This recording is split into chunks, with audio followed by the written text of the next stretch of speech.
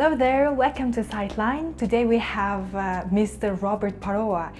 He is an education sector specialist in UNESCO at Beijing office, which covers 5 countries like Mongolia, China, Japan, Korea, and DPRK. So hello, Mr. Parua. Good to be here today.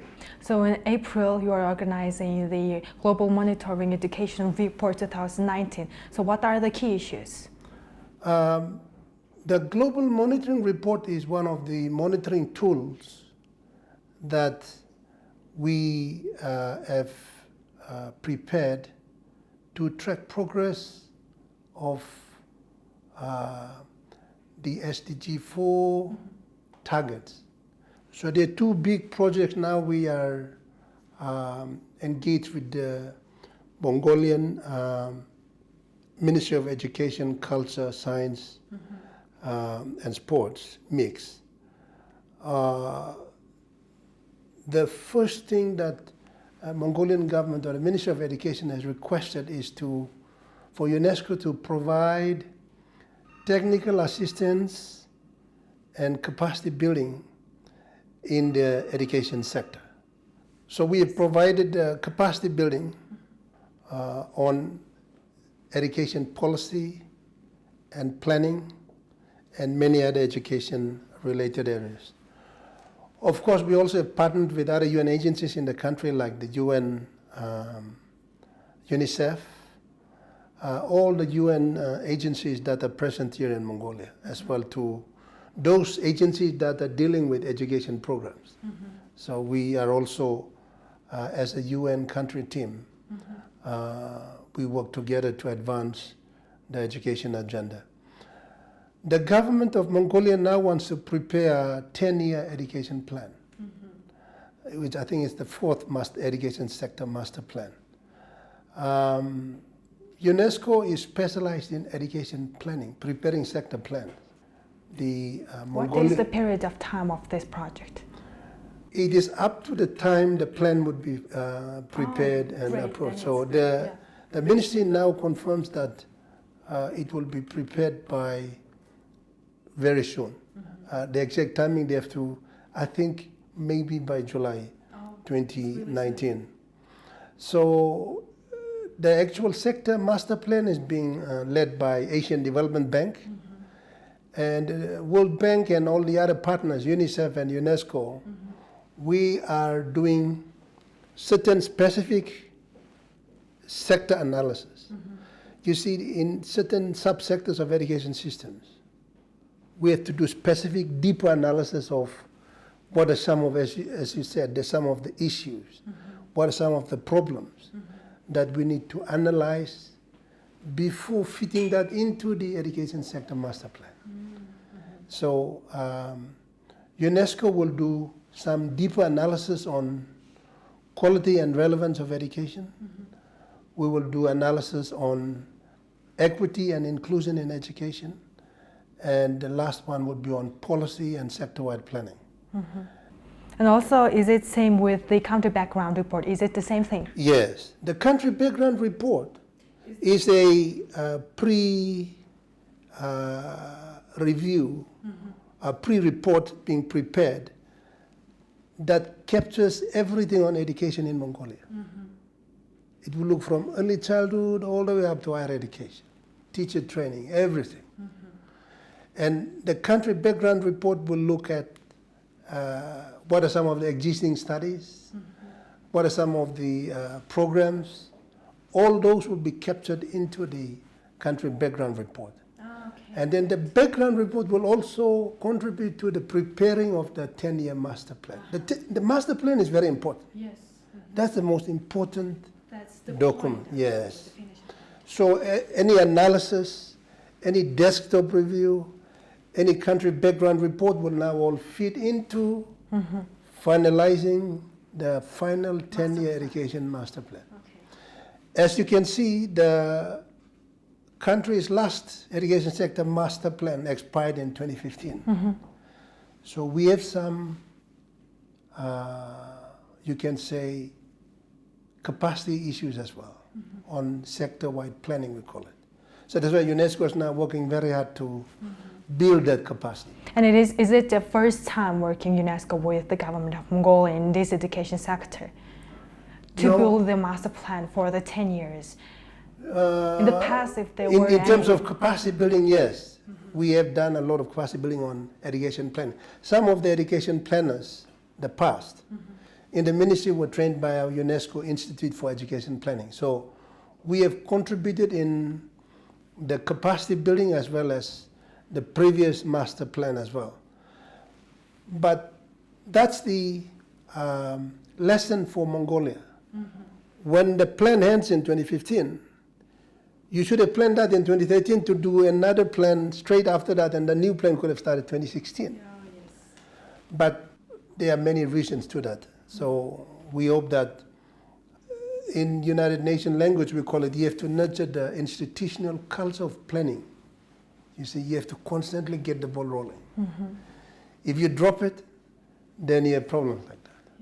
Yeah. So that's why we will now ensure that in this process now, some good capacity is built so that when the next plan will expire. So what is the challenges to build this capacity? The challenges are institutionally, you see, in the universities and tertiary institutions in this country, there has to be some courses offered on education planning and management. You see, that's where institutionally it's not there. Where is it then? We hope that we will develop something that will contribute to strengthening a strong institutional culture on sector-wide planning and policy analysis. Even on analysis, analyzing the sector, we need a lot of experts to analyze the education system. So we hope that in this process too, we will transfer some skills to the national expert. Of course, we're working with the National Education Research Institute or Institute for Education Research, NIER, and we hope that some skills and capacity and some methodology is being passed on to the national institutions. The UNESCO process is we ensure that national capacity is always built. So we insist on building national capacity, whether it's sector-wide planning, policy analysis, teacher training, whatever education field that we are engaged in. So what is the current status of the education in Mongolia? What are the gaps and what are the opportunities? As you know, Mongolia, if you look at our UNESCO statistical profile of Mongolia, every country we create a statistical profile of enrollment in pre-primary education, early childhood, primary education, secondary, tertiary, technical, vocational, adult literacy, all of those educational levels are covered. And then the Ministry of Education provides annual statistical feedback every year. So we are tracking progress up until 2030. So that's and then the global monitoring report is an attempt to address that, monitoring of what the countries are, how the countries are progressing on the SDG 4 targets. In terms of what we call access to education, enrollment in primary, pre-primary, secondary, tertiary, Mongolia is right up there. The key challenge, my dear, is the quality of education. That's the same situation in most of the countries that have now achieved the targets for access, but quality remains a big problem. Quality of education is looking at issues like the learning outcome. When a student graduates from a secondary school, primary school, tertiary level, do they have the core competencies and skills to be productive in outside life or real life situation? So we have issues of what we call the quality of graduates some of them are not fully equipped with the 21st century skills, for example. So that's why we have what we call in UNESCO a learning crisis. We now have to make sure that they learn proper skills and knowledge and 21st century skills to be effective in real life situations. So I think the biggest issue for Mongolia now is to address the qualitative dimensions of education. In which area? In high school or in university? Yes. That is at all levels. You look at, for example, on quality education, the important aspect is teachers. You must produce the best teachers that are able to then give the knowledge and the skills, even the soft skills as well. Yes, of course, and they will prepare. They will prepare the children. So this is one of the very key aspects of quality of education. Teacher is very important. We also try to encourage the countries to have what we call teacher-pupil ratio. Sadly, in many countries, in many classes, one teacher is taking care of like 45 students, 50 students. Tell me, how would you? It immediately will affect quality of learning there. So teacher-pupil ratio is another important. So how is it here in Mongolia? The ratio? Mongolia is okay in terms of the teacher-pupil ratio. Nice to hear about this. But there are certain classrooms that are also overcrowded. Yes. So especially in urban settings. Yes. Yes. So that had to be improved. As you know, in rural areas of Mongolia, I think it comes right down.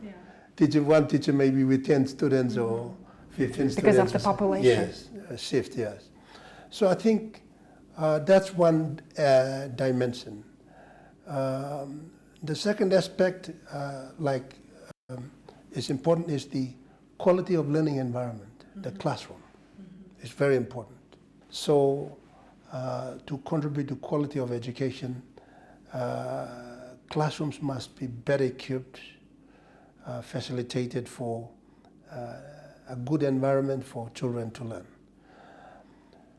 The other aspect of dimension of quality is on things like curriculum and textbooks. It's very important to ensure that every child had textbooks on some of those key math, science, and other important subject areas. So it is very important and we also talk about promoting and restructuring the curriculum so that it in a way gets the students to also participate in learning as well. Current problem we have in many countries is that the teacher becomes the knowledge transmitter only.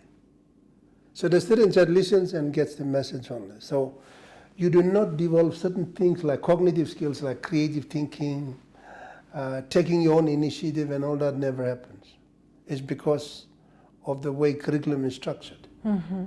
So this is some of the serious challenges that here only in Mongolia or in worldwide? Yeah, in some countries, in mainly developing countries, and some lower middle income countries, yes.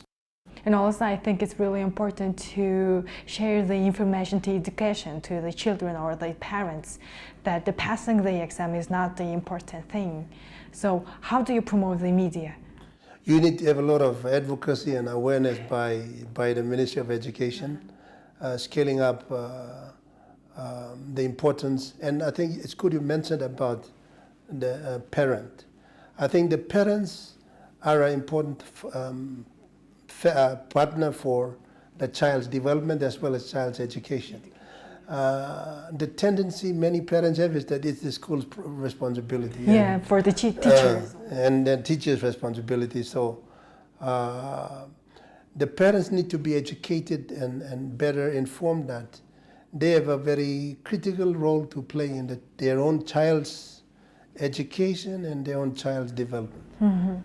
We have talked a lot about the quality of education, but the quality of education is really important in university or the bachelor or the master's degree. So okay, so that's one aspect. The regulatory aspect is very important, because the government must be responsible for instituting and putting in place regulatory requirements for establishing and permitting institutions of higher learning.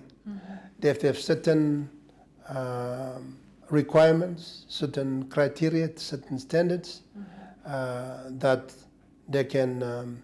One of our other projects that UNESCO is also dealing with is with the on higher education sector is on recognition of qualifications. Oh, what is it? Recognition of qualifications. That is a process of when you have acquired and obtained a university qualification. We work with ministries of higher education in particular to ensure that certain bodies of accreditation are established at country level to assess this degree that you have obtained. Whether you have acquired, you have the core sets of competencies and skills, together with the paper that you have in it. So we are slowly working with the accreditation body in Mongolia to strengthen those processes. It's a challenge because you have a lot of migration. You have also returning people with certain qualifications that need to be certified and recognized. We, UNESCO, are also in the process of developing a global convention on recognition of qualifications in higher education as well. Mongolia has just signed up to the regional convention on recognition of qualifications, and they will now set up a mechanism to assess qualifications that the nationals of Mongolia bring to the country, that they're in compliance with international standards and norms and that kind of thing. So we hope that by strengthening that process of recognizing qualifications would ensure that the degree programs offered by universities would be assessed by those that body that UNESCO will support in enhancing and strengthening the. Of course, we also have what called national qualification frameworks in countries. That's a framework to guide the countries on recognizing certain qualifications with certain occupations and that kind of thing. You see, so that is also a work in progress for Mongolia. Okay, thank you very much. Thank you. And I hope that we can do the interview again when the master plan will be done. Thank you very much. It will be done this year. Yes. Thank you. Then Thank you for the interview. we can meet at the end of this year. Thank you very much. Thank you very much. Thank you. That's all for today. Thank you for being with us. We hope that you enjoyed our interview. I hope that we can meet you with our new interesting guests and subjects. See you next time. Bye-bye.